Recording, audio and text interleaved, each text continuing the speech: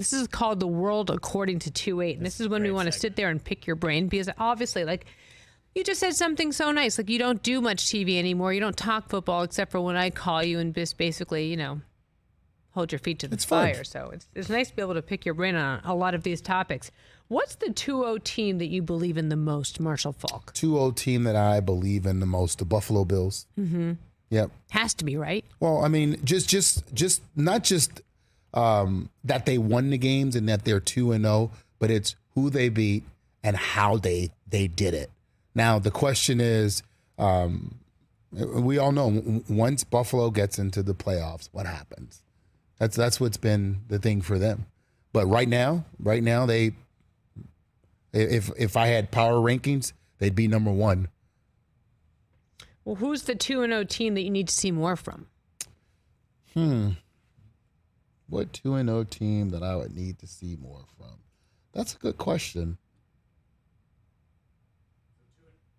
So 2-0 teams, Marshall. We got obviously Buffalo. Miami's also 2-0. The Chiefs are 2-0.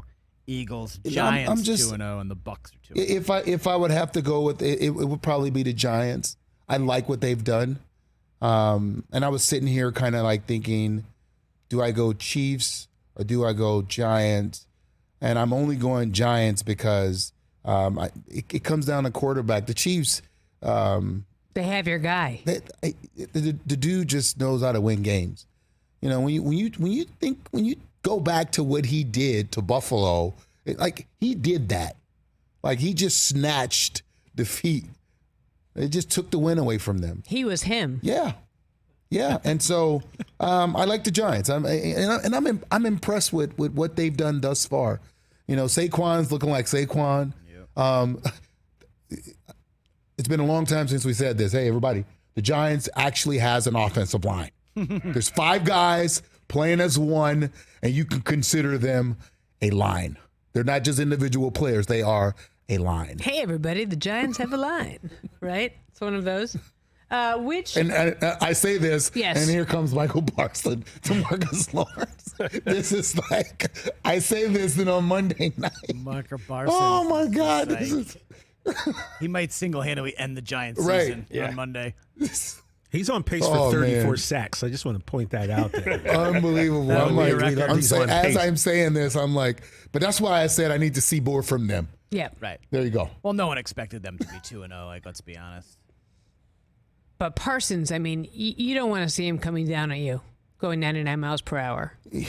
Man, I haven't seen. I guess people forget that Lawrence Taylor was a linebacker. Right. And so Parsons is a linebacker. Most defensive ends, they do this type of stuff, or they're like hybrid defensive end, outside rushers. LT was an actual linebacker that rushed from the outside. And this kid is a linebacker. And listen, Dan Quinn, I know you want to play him back some. This guy need to be on the left edge or the right edge of the defensive line, dictating to them who they need to block and making it easier for everybody else. Pretty simple.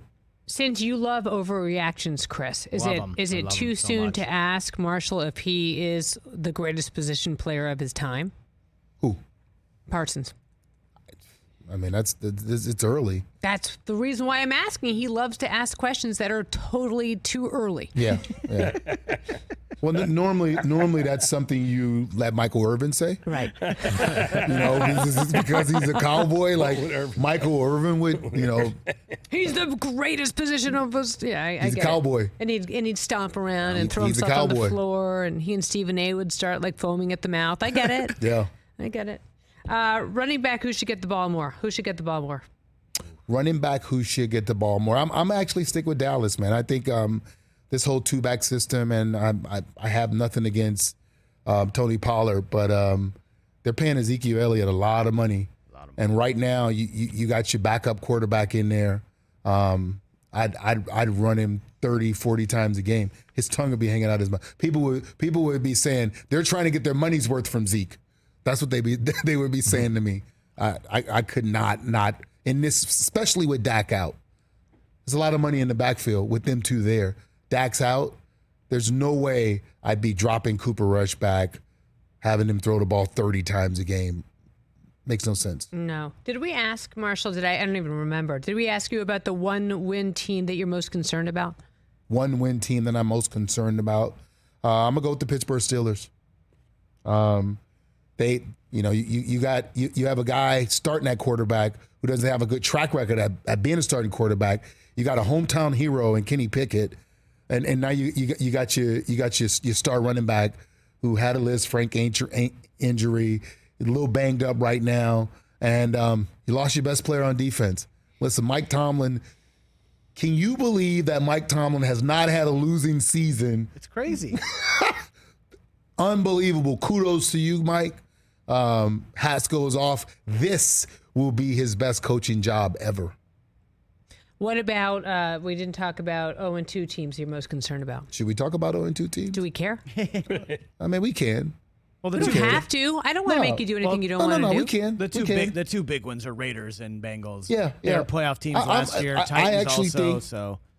I'm okay with the Raiders. I'm okay with the Bengals because they have stability at quarterback. I'm worried about the Titans. Because they might have to make a quarterback change. And here's what happens. Your team knows who they want to play. They know what quarterback, when he's in the huddle, that gives them a little bit more. Teams know. And I'm worried. And I watched them in the preseason when Malik got in the game, they had a little different pep in their step. The dynamic looked different. So that might be an issue. And coaches hate when they have quarterback controversy. They just don't want to have it. It's a good thing to have in college, but in the pros, you do not want to have it in the pros. Quarterbacks are finicky, man. They need to know. They need to know they number one. They have to know they the only one. But that right now they're not. There's a lot of controversy going on already. Tannehill, no. He's looking over his shoulders. He knows. He knows. Yeah. He played different before this kid got there. The last couple of years, he had no issues with making mistakes and doing things, and now he's trying to be perfect. That ain't Tannehill. He looked like Tannehill from Miami right now. No kidding. That's who he looked like. Mm-hmm. All right, we need one more. We Mike? need one more? All right, we'll get one more. All right, we need one more. We got it. Let's see. Which quarterback needs to step up? We just said Tannehill. Who else? Oh, man. I'll say the quarterback I want to see step up is Jimmy Garoppolo. Like this is his career. He's been given a second chance. And more than given a second chance, he gets to throw eggs at his general manager's face. And his general manager is just not a guy who picked players. This guy played the game at a high level. He's a Hall of Fame player. If he take this team to the Super Bowl and win, this is awesome, man. We have so many storylines, so many plot lines. I would say Russell Wilson too, but I understand Russ is in a new offense, and it's just going to take him a minute. It's going to take a while for him to understand and get comfortable with how things go. It's a whole nother language. He's thinking about the play now. Quarterbacks don't think about the play. They call the play and watch the defense and react to the defense with the play. And all you heard about from Green Bay was how much Aaron Rodgers loved Nathaniel Hackett. And it seems like he can't get out of his own way yet in Denver. I'm going to say this. His father was great in the league. I'm sure he paid his dues. I think Matt LaFleur called his own plays. And now if you're a first-time head coach and a first-time play caller, I just think it's an issue. I have the same issue with Kevin O'Connell. I'm like, this is a big deal. A lot of play callers, like Andy Reid, one of the greatest play callers in our game, he turns that stuff over because it's hard to head coach and play call.